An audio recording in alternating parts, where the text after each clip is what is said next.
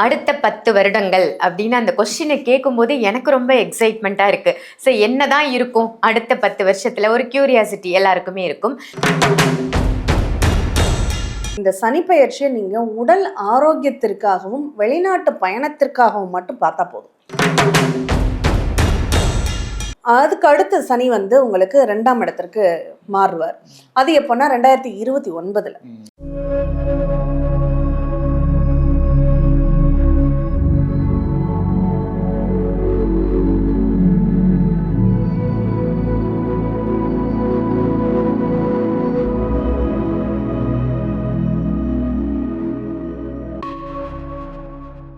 ஆன்மீக பரிகார நேயர்கள் அனைவருக்கும் அன்பான வணக்கங்கள். இன்னைக்கு நம்ம யாரை சந்திக்க வந்திருக்கோம் அப்படின்னு பார்த்தீங்கன்னா, இவங்க வந்து அஸ்ட்ராலஜர் மட்டும் இல்லைங்க, ஜோதிட ஆசிரியர் அப்படின்னு சொல்லலாம். நிறைய சிஷ்யர்களுக்கு வந்து இவங்க ஜோதிடம் கற்றுக் கொடுக்குறாங்க. நீங்களும் ஜோதிடம் கற்றுக்கணும் அப்படின்னு ஆசைப்பட்டீங்கன்னா மேம் கிட்ட நீங்கள் கற்றுக்கலாம். அவங்க தான் ஏஎல்பி அஸ்ட்ராலஜர் சாந்தி தேவி ராஜேஷ்குமார். வணக்கம் மேம். ஆன்மீக பரிகார நேயர்கள் அனைவருக்கும் வணக்கம். இந்த நாள் இனிய நாளாக அமைய வாழ்த்துக்கள். எப்படி மேம் இருக்கீங்க? ரொம்ப நல்லா இருக்கேன். நீங்கள் எப்படி இருக்கீங்க? ரொம்ப நல்லா இருக்கேன் மேம்.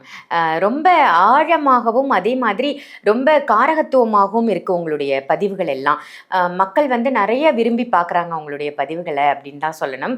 இன்னைக்கு நான் எடுத்துகிட்டு வந்திருக்கிற டாபிக் மேம், இப்போ ஜோதிடம் அப்படின்னாலே எதிர்காலத்தை கணிக்கக்கூடிய ஒரு விஷயம் அப்படின்னு சொல்லுவாங்க. நிறைய பேர் வந்து என்னோட லைஃப் எப்படி இருக்கும் நான் தெரிஞ்சுக்கணும் அப்படின்னு ஆசைப்படுவாங்க இல்லையா? ஸோ அடுத்த 10 வருடங்களுக்கு மேஷ ராசியிலிருந்து மீன ராசி வரைக்கும் இப்போ இந்த நெக்ஸ்ட் 10 இயர்ஸ்ல இருக்கக்கூடிய அந்த கிரக நிலைகளை வைத்தும் வாழ்வியல் முறையை வச்சும் எப்படியெல்லாம் அமைய போகுது ஒவ்வொரு ராசிக்கும் தனித்தனியா அப்படின்னு சொல்லுங்க. அதே மாதிரி எதை பேஸ் பண்ணி நீங்க சொல்ல போறீங்க அப்படின்றதையும் மக்களுக்கு தெரியப்படுத்துனீங்கன்னா நல்லா இருக்கும். கண்டிப்பா. இந்த 10 வருஷம்னு நீங்க கேட்கும்போது எனக்கு அட்சய லக்ன பദ്ധதி தான் ஞாபகத்துக்கு வருது. ஏன்னா நம்ம லக்னம் மாற்றமே 10 வருஷத்துக்கு ஒரு லக்னம் மாறும் அப்படின்னு சொல்லியிருக்கோம். பட் இது வந்து ஜென்ரலான ஒரு பதிவு அப்படிங்கிறதுனால இது ஒரு ராசிக்கு 10 வருஷம் மாற்றங்களை நம்ம குரு பகவானை மட்டும் வச்சு எடுத்துட்டு போகணும். ஏன்னா அந்த குரு மட்டும்தான் கரெக்டாக ஒரு வருஷத்துக்கு ஒரு தடவை மாறக்கூடிய கிரகமாக இருக்கார்.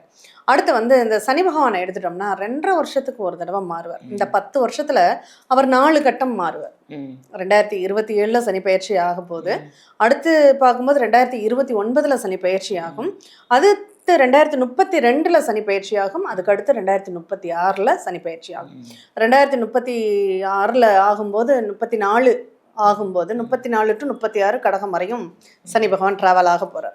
அப்ப இந்த 10 வருடம் இந்த டிராவலை வச்சும் அடுத்து குரு பகவான் இந்த 10 வருஷத்துக்கு மூவ் ஆகிறத வச்சும் தான் நம்ம இப்ப பலன்களை பார்க்க போறோம். இது உங்களுடைய ஏஎல்பி லக்னத்திற்குன்னு நீங்க எடுத்துக்கிட்டாலும் பலன் பொருந்தும், சூப்பரா பொருந்தும். இன்னும் ஜென்ரலான பலனை விட இது இப்போ இன்னைக்கு உங்களுக்கு ஏஎல்பி லக்னம் என்னன்னு பாத்துட்டீங்கன்னா அடுத்த 10 வருஷத்துக்கு அந்த ஏஎல்பி லக்னம் வரையும் இந்த பலன் பொருந்தும் கூட பார்க்கலாம். அடுத்து இந்த ராகுகேது நம்ம 3 பயிற்சிகளை மட்டும்தான் ரொம்ப பிரதானமா பார்க்குறோம். இந்த ராகுகேதை எடுத்துட்டா 1.5 வருஷத்துக்கு ஒரு தடவை மாற்றம் அடையக்கூடிய கிரகமாக இருக்கு. இப்போ இந்த டிசம்பர்ல ராகுகேது பயிற்சி ஆக போகுது. இந்த டிசம்பர்ல கரெக்டா ராகு பகவான் வந்து கும்பராசியிலிருந்து மகர ராசிக்குள்ள வரப்போறார். இந்த மகர ராசிக்குள்ள வந்துட்டு அங்க 1.5 வருஷம், இந்த 10 வருஷத்துல அவர் ஒரு 5 முறை மாறக்கூடிய ஒரு சூழ்நிலைகளை தருவார். அப்ப இதை வச்சுதான் நம்ம அந்த பலன்கள் எல்லாம் நம்ம பார்க்க போறோம் அப்படின்னு சொல்லலாம். இது யாருக்கெல்லாம் யாரு எதை பார்க்கணும்? எல்லா லக்னமும் குருவை மட்டுமே பார்க்கணுமா, இல்லை எல்லா லக்னமும் ராகுகேது பயிற்சியை பார்க்கணுமா, இல்லை சனி பகவானை பார்க்கணுமானா சில லக்னங்களுக்கு மட்டும் சனி பகவானை பார்த்தா போதும். சில லக்னங்களுக்கு நம்ம ராகுகேதை பார்த்தா போதும். மற்ற எல்லா லக்னங்களுக்கும் அதை பார்க்கணுங்கிற அவசியம் இல்லை அப்படிங்கிறத பார்த்துக்கலாம். சூப்பர். குருவை மட்டும் எல்லா லக்னத்துக்கும் பார்த்துக்கலாம். கண்டிப்பா மேம். ஏன்னா நாளைக்கு எப்படி இருக்கு அப்படின்றத தெரிஞ்சுக்கிறதுல ஒரு ஆர்வம் எல்லாருக்குமே இருக்கும். நாளைக்கு என்னோட லைஃப் எப்படி அமைய போகுது, என்ன நடக்க போகுது அப்படின்ற ஒரு ஆர்வம் இருக்கும். அந்த வகையில அடுத்த 10 வருஷங்கள் இந்தந்த விஷயங்கள்லாம் நடக்கும், நீங்க கொஞ்சம் எச்சரிக்கையா இருங்க, இதெல்லாம் சாதகமா நடக்க போகுது, அதுக்கு நீங்க விதைகளை இப்பவே போட்டுவீங்க அப்படின்ற மாதிரி இந்த பதிவு அமையும் அப்படின்னு நான் நினைக்கிறேன். கண்டிப்பா ஒவ்வொரு ராசியா பார்த்துடலாம் மேம். கண்டிப்பா. அடுத்த 10 வருடங்கள் அப்படின்னு அந்த கொஸ்டினை கேட்கும்போது எனக்கு ரொம்ப எக்ஸைட்மெண்ட்டாக இருக்குது. ஸோ என்னதான் இருக்கும் அடுத்த 10 வருஷத்தில் ஒரு கியூரியாசிட்டி எல்லாருக்குமே இருக்கும். ஸோ முதல் ராசி மேஷராசி. மேஷராசி நேயர்களுக்கு நீங்கள் இப்போ சொன்ன மாதிரி 3 பயிற்சிகள் வச்சு நம்ம பார்க்க போகிறோம். குரு பயிற்சி, சனி பயிற்சி, ராகு கேது. ஸோ இதை வச்சு அடுத்த 10 வருஷங்கள் இந்த கிரக நிலைகளை வைத்து அவங்க லைஃப்பில் என்னென்ன மாற்றங்கள் வரும் மேம், எதெல்லாம் அவங்க எச்சரிக்கையாக இருக்கணும்? கண்டிப்பாக முதல்ல இந்த மேச ராசிக்கு எந்த பயிற்சி அவங்க பார்க்கணும் அப்படிங்கிற ஒரு புரிதல் இருக்கணும். அவங்க அஸ்வினி நட்சத்திரமாக இருக்காங்க அப்படின்னா கட்டாயம் கேது பெயர்ச்சி அவங்க பார்த்துக்கணும். ஏன்னா கேது அவங்களை இயக்கக்கூடியவர் யாருன்னா கேது பகவான். அப்ப அவங்களுடைய மனம் சார்ந்த நிகழ்வுகள், அவங்க முடிவெடுக்கக்கூடிய தன்மைகள், அவங்களுக்கு என்ன கிடைக்கும் கிடைக்காது அப்படிங்கறதெல்லாம் யாரு கொடுக்குறா அப்படின்னா அந்த கேது பகவான் தான் கொடுக்குறாரு. அப்ப இந்த கேது பெயர்ச்சியை அவங்க பார்த்துக்கிறது ரொம்ப ரொம்ப முக்கியம். இந்த டிசம்பர் மாதம் கேது சிம்ம ராசியிலிருந்து கடகராசிக்கு மாற்றம் அடைய போறார். அப்ப கடகராசியில மாறக்கூடிய அந்த கேது பகவான் 1.5 வருஷம் உங்களுக்கு செயல்படக்கூடியவரா இருப்பார். இந்த 1.5 வருஷத்துல உங்களுக்கு இடம், வீடு, சொத்து, சுகம் சார்ந்த நிகழ்வுகளை கொடுக்க தயாராக இருக்காரு. அதை நீங்க பாத்துக்கணும். ஆனா கேதுன்னா கொஞ்சம் சுருக்குதல். நீங்க பெரிய அளவுக்கு நம்ம பெரிய இடமா வாங்கணும், பெரிய வீடா வாங்கணும் அப்படின்னீங்கன்னா நடக்காது. இது அளவா சின்னதா ஒரு வீடு வாங்கலாம் அப்படின்னா கண்டிப்பா அதை கேது பகவான் அமைச்சு கொடுத்துருவார். அதே மாதிரி அம்மாவினுடைய ஆரோக்கியத்துல கொஞ்சம் நம்ம கவனிக்க வேண்டியது இருக்கும். ஏன்னா கேது இருக்கும்போது அம்மாவுக்கு கொஞ்சம் ஒரு விரக்தியான மனநிலை, ஒரு வெறுமை அப்படிங்கிறது ஏற்படும். அதே மாதிரி இந்த கேது நாள்ல வரும்போது வீட்டுல ஏதாவது ஒரு பிரச்சனை அப்படிங்கிறது இருந்துகிட்டே தான் இருக்கும். ஏன்னா அந்த கேது அந்த மனை அப்படிங்கிற ஒரு ஸ்தானத்துல அமரும் போது நீங்க இடம் கூட உங்களுக்கு திருப்தியான இடமா அமையுமான்னா அங்க ஒரு கொஸ்டின் மார்க் இருக்கும். உங்க ஜனன ஜாதகத்திலையும் கேது நல்ல இடத்துல இருந்தாதான் உங்களால நல்ல இடமாக வாங்க முடியும். இல்லைன்னா அது ஏதாவது சந்துக்குள்ள போகிற மாதிரி அந்த வழித்தடம்ங்கிறது நேரா இல்லாம குறுக்கு போற மாதிரியான ஒரு சூழ்நிலைகளை அமைச்சு கொடுக்கும். அப்ப எனக்கு இதெல்லாம் வேண்டாம், எனக்கு நேரான சந்து, நேரான ஒரு இதுதான் வேணும்னா அமையாது.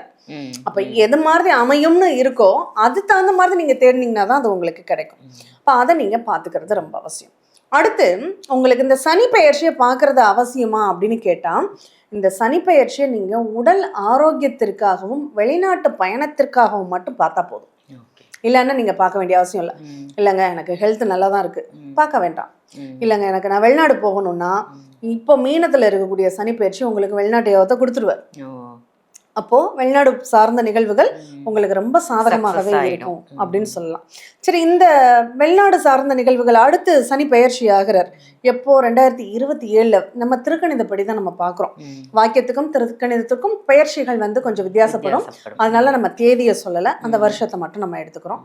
இந்த 2027 சனி ஜென்ம சனியாக வரும்போது அங்க மேஷத்திற்கு சனியோடைய ரோல் அங்க என்னன்னா, அவர் அங்க நீச்சத்தன்மையோட இருக்கக்கூடியவர், அவருடைய பலவீனமான ஒரு இடம் அப்படிங்கிறது. அப்ப அங்க என்ன பண்ணும், ஒரு சனியோடைய இயல்பே ஒரு பயமுறுத்தல், ஒரு பயம் அப்படிங்கிறது மனசுக்குள்ள வந்துடும். அப்போ ஒரு பயம், ஏதாவது ஒரு நிகழ்வை நினைச்சு நம்ம பயப்படக்கூடிய ஒரு சூழ்நிலைகள் இருக்கும். அதுவும் ராசியிலேயே சனி உட்காரும் போது ஒரு பலவீனம் அப்படிங்கிறது அங்க, அதை தான் நம்ம 7.5 சனி அப்படின்னு சொல்றோம். அப்ப அந்த 7.5 சனி அங்க ஜென்மத்திலேயே உட்காரும் போது ஒரு பயமுறுத்தல், ஒரு பலவீனம் அப்படிங்கிறது ஏற்படக்கூடிய சூழ்நிலையும். இந்த சனி பகவானுடைய ரோல் என்னன்னா, உங்களுக்கு தொழில் லாபத்தை தரக்கூடியவராக சனி பகவான் இருக்காரு. அப்ப அந்த தொழில் லாபங்கள் அப்படிங்கிறது நல்லாவே போகும். 7.5 சனியில நமக்கு தொழில் நடக்காதோ அப்படின்லாம் நினைக்காது, பயப்பட வேண்டாம். ஆனா தொழில் அழுத்தம் அதிகமாக இருக்கும், ஒர்க் டென்ஷன் அதிகமாக இருக்கும். சரியான நேரத்துக்கு நம்மளால, ஏன்னா ஒரு சனி பகவானாவே ஸ்லோ ப்ராசஸ் தானே. நம்ம ஒரு ஆர்டர் எடுத்தோம்னா அந்த ஆர்டரை சரியான நேரத்துல கொடுக்கறதுக்காக நம்ம போராட வேண்டியது இருக்கும், அவ்வளவுதானே தவிர ஆர்டர் நல்லா வரும், ஆர்டர்ல லாபமும் நல்லா வரும். உங்க வேலை என்ன, சரியான நேரத்துக்கு டெலிவரி கொடுக்கணும், அது மட்டும்தான் நீங்க கடைபிடிக்க வேண்டியது. அப்ப அதை பார்த்துக்கிட்டாவே போதும். அதுக்கு அடுத்து சனி உங்களுக்கு 2ஆம் இடத்திற்கு மாறுவார். அது எப்போன்னா 2029. இந்த 2029 சனி ரிஷபத்திற்கு மாறும்போது அப்போ உங்களுக்கு என்ன பண்ணும், வருமானம் ரொம்ப சிறப்பாக இருக்கும். தொழில் சார்ந்த லாபம், வருமானம், இன்னும் வேலையில் இருக்கீங்கன்னா பதவி உயர்வு, இன்க்ரிமெண்ட்டோட உங்களுக்கு கிடைக்கிறதுக்கான பாசிபிள்னா ரொம்ப நல்லாவே இருக்கு. வீடு வாங்கக்கூடிய அமைப்பு, இல்லை வீடு விற்றீங்கன்னா இந்த நேரம் நல்ல லாபத்தில் விற்கக்கூடிய ஒரு வாய்ப்பு, வெளிநாட்டில் இருந்து வருமானம், நல்ல வெளிநாட்டில் போய் படிக்கக்கூடிய ஒரு வாய்ப்பு, இது எல்லாமே உங்களுக்கு அந்த காலகட்டங்களில் ரொம்ப ரொம்ப சூப்பராக இருக்கும் அப்படின்னு சொல்லலாம். இதுவே அடுத்து மிதுனத்திற்கு சனி பயிற்சி ஆவார். 2032 மிதுனத்துக்கு பயிற்சி ஆவார். இந்த மிதுனத்தில் பயிற்சி ஆகும்போது இந்த காலகட்டங்கள் தான் நீங்கள் தொழிலில் ரொம்ப கவனமாக பார்த்துக்கணும். இப்போ வெளிநாடு வாய்ப்புகளையும் ரொம்ப கவனமாக ஹேண்டில் பண்ணி ஆகணும். அங்கே விசா, பாஸ்போர்ட் சம்மந்தமான பிரச்சனைகள் வருவதற்கான வாய்ப்பு உண்டு. இப்போ அந்த நேரத்தில் நீங்கள் தடுமாறாமல் இருக்கணும் அப்படிங்கிறத எடுத்துக்கணும். இப்படி இந்த சனி பயிற்சியை வச்சு ஒரு ரவுண்டு பார்க்குறோன்னா, இந்த குரு பகவான் இந்த மேஷத்துக்கு என்ன ரோல் அப்படின்னா, இந்த குரு பகவான் மேஷத்துல ஆட்சியோ உச்சமோ நீச்சமோ கிடையாது. அது இல்லாம இந்த குருவுடைய நட்சத்திரமும் மேஷத்துல கிடையாது. அடுத்ததாக இந்த குரு என்ன காரகத்தை இயக்குறாருன்னா 9ஆம் பாவகமும் 12ஆம் பாவகத்துக்கும் உரியவர் குரு. அப்ப இவர் மேஷத்தை பொறுத்தளவுல என்னத்தை தரப்போறாரு, ஒரு இஷ்ட தெய்வத்தினுடைய அனுகிரகம், அதே மாதிரி ஒரு அலைச்சல், ஃபியூச்சர் இன்வெஸ்ட்மெண்ட், இதை வந்து குரு உங்களுக்கு கொடுக்கக்கூடியவராக இருக்கார். இப்போ இந்த கடகத்தில் இருக்கக்கூடிய குரு சிம்மத்துக்கு வரும்போது சூப்பராக இருக்கும், கன்னிக்கு வரும்போது உடல் ஆரோக்கியத்தில் கவனமாக இருக்கணும். அதே துலாமுக்கு வரும்போது அந்த நேரத்தில் திருமணத்திற்காக காத்துக்கிட்டு இருக்கிறவங்களுக்கெல்லாம் திருமணம் கைகூடி வரக்கூடிய வாய்ப்புகளை கொடுக்கும். அதே அவங்களுக்கு விருச்சகத்தில் குரு வரும்போது அவங்களுக்கு தீராத ஒரு உடல் நோயோ அல்லது லாங் டைம் கடனோ வர்றதுக்கான வாய்ப்புகள் கொடுக்கும், அல்லது எதையாவது வம்பு வழக்குகள் ஏற்படுவதற்கான வாய்ப்புகள் அப்படிங்கிறது ஏற்படும். அடுத்து தனுசுக்கு குரு வரும்போது உங்களுக்கு தெய்வ அனுகிரகம், இயல்பாகவே ஒரு கோயில் கட்டுவீங்க, ஒரு கும்பாபிஷேகத்தை பார்ப்பீங்க, அங்கே முதல் மரியாதை கிடைக்கும், ரொம்ப சிறப்பான ஒரு சாதகமான பலன்கள்லாம் நிறையவே ஏற்படும் அப்படின்னு சொல்லலாம். மகரத்துக்குள்ள குரு வரும்போது தொழில் சார்ந்த அழுத்தங்களை நீங்க சந்திக்க வேண்டியிருக்கும். 10ல் குரு இருக்கிறது நல்லதில்லை அப்படின்னு சொல்லியிருக்கு. அதுவே 11ல் குரு மாறும்போது உங்களுக்கு ரொம்ப சாதகமான பலன்கள், சூப்பரான பலன்கள்லாம் உண்டு. அப்போ இந்த 10 வருஷத்துல குரு பகவான் எங்கெங்கெல்லாம் மைனஸாக இருக்கிறோம் அங்கெல்லாம் நீங்கள் கவனமாக இருந்துக்கணும், அவ்வளோதான். இப்போ இந்த காலகட்டங்கள் இந்த 10 வருஷம் உங்களுக்கு இந்த 10 வருஷம் பலன் தரக்கூடிய ஒரு தெய்வம் யார்? அவரை நான் பிடிச்சிக்கிட்டா எனக்கு நல்லா இருக்கணும் இல்லையா? அஸ்வினி நட்சத்திரமாக நீங்கள் இருக்கீங்கன்னா விநாயகரை பலமாக பிடிச்சிக்கும். இதுவே பரணி நட்சத்திரமாக நீங்கள் இருக்கீங்க அப்படின்னா துர்க்கையை பலமாக பிடிச்சிக்கும். இதுவே கார்த்திகை நட்சத்திரமாக இருக்கீங்கன்னா முருகனை பலமாக பிடிச்சிக்கும். இது எப்போதுமே உங்களுக்கு பலன் தரக்கூடிய தெய்வங்கள். Super ma'am. அதாவது 10 வருஷத்துக்கு எப்படி இருக்க போகுது அப்படின்னு தான் நான் கேட்டேன். நீங்கள் ரொம்ப அழகாக அதில் உள்ள நட்சத்திரங்களையும் பிரித்து அவங்களுக்கு உரிய தெய்வங்கள் என்ன அப்படின்றதையும் சொல்லி இந்த 3 பயிற்சியும் உங்களுக்கு என்னென்ன பண்ண போகுது அப்படின்னும் சொல்லியிருக்கீங்க. மேம் நீங்கள் ஜோதிடம் கற்றுத்தரப்படும், நான் வந்து கற்றுக் கொடுக்குறேன் அப்படின்னு சொல்கிறீங்க. இதில் எனக்கு ரொம்ப ஆச்சரியமான விஷயம் என்னென்னா ஒரே மாதத்தில் கற்றுக்கலாம் அப்படின்னு சொல்லியிருக்கீங்க. நிறைய பேர் வந்து நான் ஜோசியம் கற்றுக்கணும்னு ஆசைப்படுறேன் அப்படின்னு இருப்பாங்க. நானும் ஒரு ஜோதிடர் ஆகணும் அப்படின்னா ஒரே மாதத்தில் முடியுமா மேம்? நானும் ஒரு ஜோதிடர் ஆகணும்னா அதுக்கு 1 மாதம் பத்தாது. நான் ஜோதிடத்தை தெரிஞ்சுக்கணுன்னா 1 மாதம் போகும். ஓகே. இப்போ நான் சமையல் கலையில் தேர்ந்த வல்லுநராக ஆகணும்னா அதுக்கு பல டிஷ்ஷை நான் செஞ்சு பார்க்கணும், பழகணும். அது யார் என்ன கேட்பாங்கன்னு தெரியாது, எல்லாத்தையும் செய்ய தெரியணும். அதுதான் ஜோதிடம். நான் பார்க்கணும் அப்படின்னா அதெல்லாம் நீங்கள் கற்றுக்கணும். ஆனால் ஜோதிடம் நான் சமையல் பண்ண என்ன தெரிஞ்சுக்கணும், நான் சாப்பிட்றதுக்கு எனக்கு சாப்பாடு செய்ய தெரியணும் அப்படின்னா அதுக்கு சில முக்கியமான டிஷ் மட்டும் உங்களுக்கு தெரிஞ்சா போதும்.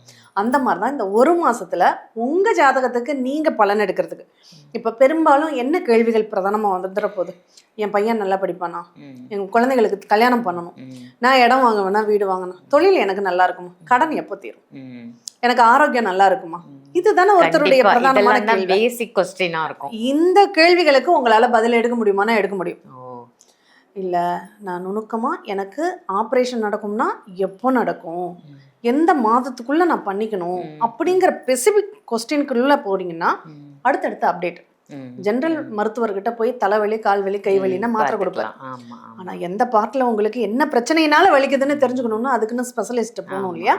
அந்த மாதிரி தான் இது நமக்கு தேவையானதை நம்ம செல்ஃபாக நம்மளுக்கு இது நல்லது இது கெட்டதுன்னு புரிகிற அளவுக்கு. இப்போ நீங்கள் சொல்கிறீங்க உன் ஜாதகம் யோக ஜாதகம்ப்பா, நீ ஓகோன்னு இந்த பரிகாரத்தை மட்டும் பண்ணு, ஒரு 10,000 ரூபா தான் செலவாகணும் ஒருத்தவங்க சொல்கிறாங்கன்னா நம்ம ஜாதகம் இப்போ இந்த 10,000 செலவு பண்ணால் எனக்கு பலன் தருமான்னு தெரிஞ்சுக்கிற அளவுக்கு நீங்கள் படிக்கணும். அதுக்காக தான் உங்களை படிக்க சொல்லணும். இது கரெக்ட் தானா? ஒருத்தர்கிட்ட நம்ம ஏமாறக்கூடாது. அந்த ஏமாறாம இருக்கணும்னா நம்ம அதை பத்தின ஒரு அறிவு நமக்கு வேணும். அதுக்காக தான் ஜோதிடம் உங்களை படிக்க சொல்றேன். Super ma'am. இப்போ இந்த ஜோதிடம் கற்றுக்கணும் அப்படின்னு ஆசைப்படுறாங்கன்னா இதே நம்பருக்கு காண்டாக்ட் பண்ணி அவங்க உங்கள் அப்பாயின்மெண்ட் வாங்கி கிளாஸில் ஜாயின் பண்ணிக்கலாம். கண்டிப்பாக. ஏன்னா முதல் முறையாக ஜோதிடம் சேருவவங்களுக்கு ஒரு 64 இன்ட்ரோடக்ஷன் வீடியோ கொடுத்துடுவோம். அந்த வீடியோவில் அவங்க என்னெல்லாம் தெரிஞ்சுக்கிட்டா வகுப்பு அவங்களுக்கு சுலபமாக இருக்கும் அப்படிங்கிற தகவல் அதில் இருக்கும். அதை மட்டும் பார்த்துட்டாலே போதுமானது. Super ma'am. மக்களுக்கு இந்த பேசிக் நாலேஜ் வேணும். ஜாதகம்னா என்ன, ஜோதிடம்னா என்ன, உங்களுடைய ஜாதகத்தை நீங்கள் முதல்ல பார்த்துக்கோங்க அப்படின்ற மாதிரி ஒரு வகுப்பு நீங்கள் அரேஞ்ச் பண்ணியிருக்கீங்க. அது கண்டிப்பாக மக்களுக்கு பயனுள்ளதாக இருக்கும். ரொம்ப நன்றி மேம். நன்றி. இந்த பதிவு உங்கள் எல்லாருக்கும் பயனுள்ள பதிவாக அமைஞ்சிருக்கும் அப்படின்னு நினைக்கிறேன். நெக்ஸ்ட் 10 இயர்ஸ்க்கு இப்படி தான்ப்பா லைஃப் இருக்கும் அப்படின்னு இந்த பதிவை பார்த்து நிறைய விஷயங்கள் நீங்கள் தெரிஞ்சுக்கிட்டீங்க அப்படின்னா இதை மற்ற ராசி நேயர்களுக்கும் ஷேர் பண்ணுங்கள். அதே மாதிரி ஆன்மீக பரிகாரம் நம்ம சேனலை சப்ஸ்கிரைப் பண்ணிக்கோங்க. மேடம் கிட்ட நீங்கள் கிளாஸ் கற்றுக்கணும் அப்படின்னு நினச்சாலும் சரி, அதே மாதிரி ஜாதகம் பார்க்கணும், ஜோதிடத்தை பற்றி தெரிஞ்சுக்கணும் அப்படின்னு நினச்சாலும் சரி, வீடியோவில் தெரிகிற நம்பருக்கு கால் பண்ணி அப்பாயின்மெண்ட் வாங்கிக்கோங்க. இதே மாதிரி வேற ஒரு நல்ல நிகழ்ச்சியில் உங்கள் எல்லாரையும் சந்திக்கின்றேன். நன்றி, வணக்கம்.